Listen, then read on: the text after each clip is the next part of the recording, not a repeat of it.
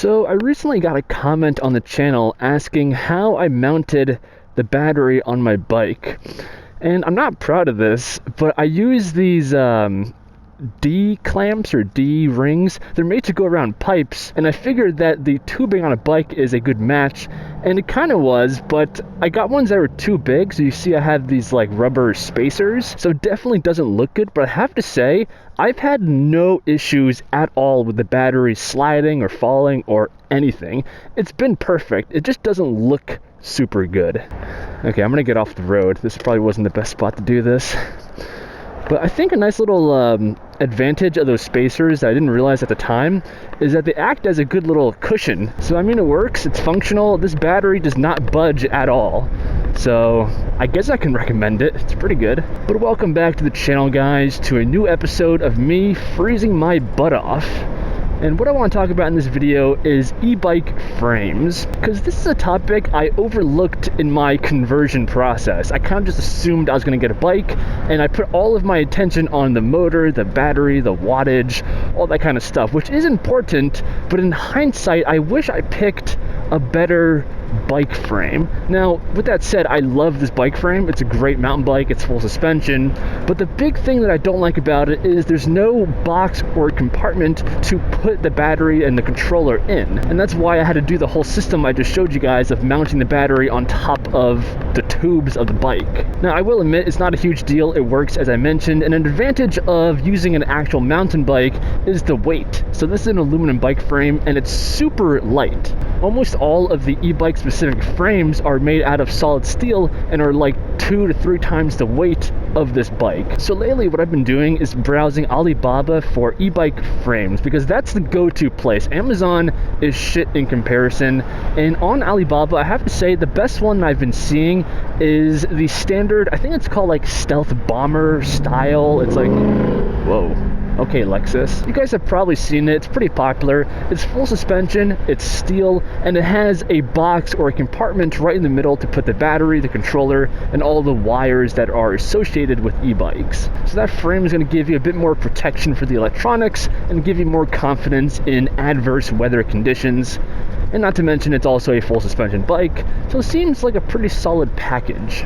But that's not what I want to talk about in this video. I want to bring to your attention a different e-bike specific frame that I just came across on Alibaba, and I haven't even seen it on AliExpress yet, let alone Amazon. And I'll put it on screen now so you guys can see it. But the thing that's cool about this one is that along with the epic design, it uses a mid-drive motor, and that's a setup that I've been pretty interested in because hub motors are great and all. I have one on this bike. They're very easy to set up, but the disadvantage with them, especially if you want to do some off-roading, is that it's prone to damage, because as you hit big potholes and everything, there's no suspension. It's just in the wheel, the hub motor, and a magnet could come loose, because at the end of the day, the magnets are just glued into a hub motor, and it could have some potential issues. And aside from that, mid-drive motors do have a better gear ratio, and they tend to have a bit more torque off the line, and the general consensus in the e-bike community is that mid-drive motors are slightly better quality, although hub motors are easier, I would say. Whoa! Jesus Christ! Okay, you guys saw me almost die. I don't think it was my fault, because I'm just going on the road here. But whatever, that kind of stuff happens. That's why it's good to have good hydraulic brakes on your bike.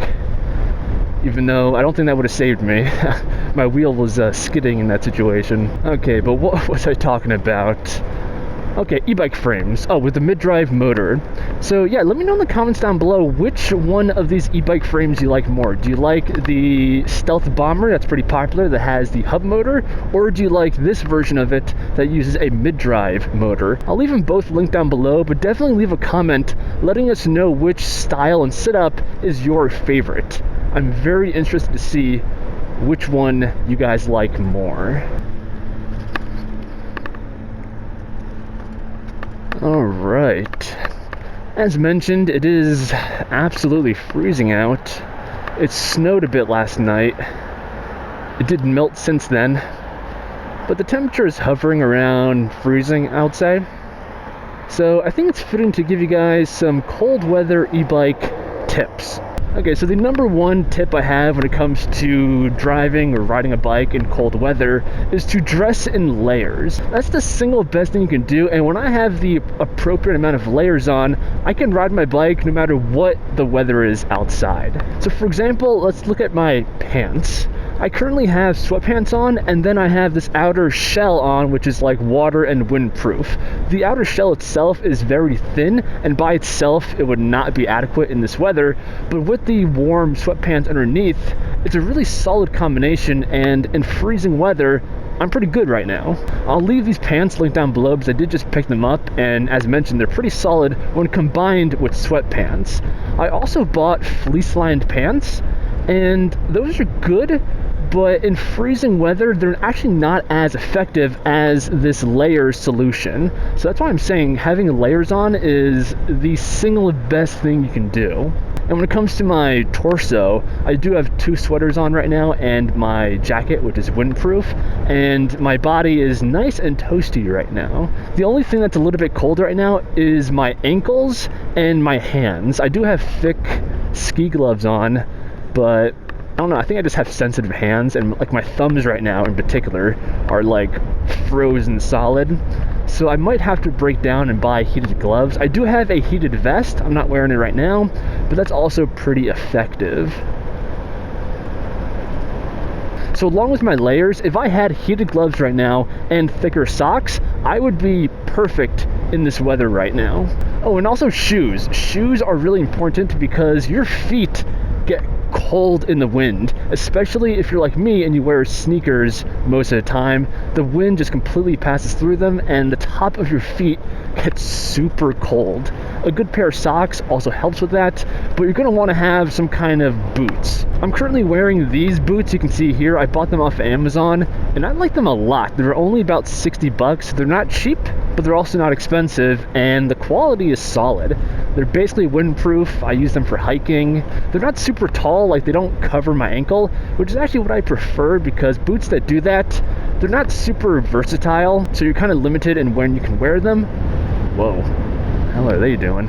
But yeah, that's the main thing. Have a good pair of boots, have heated gloves, and wear layers, and you can ride an e-bike in the winter no problem. But I think that's gonna do it for me in this video. If you guys enjoyed and you're still watching, go ahead and subscribe to the channel, leave a like. I appreciate it a lot, and this channel is actually like growing. We have like a bit more than 20 subscribers. One of my videos about the Onyx is about to hit like 1,000 views. So thanks for that, guys. I really appreciate it, and I'll keep making more content as long as you guys keep watching. So thanks for that, guys. Much love, and I'll see you in the next one. I'm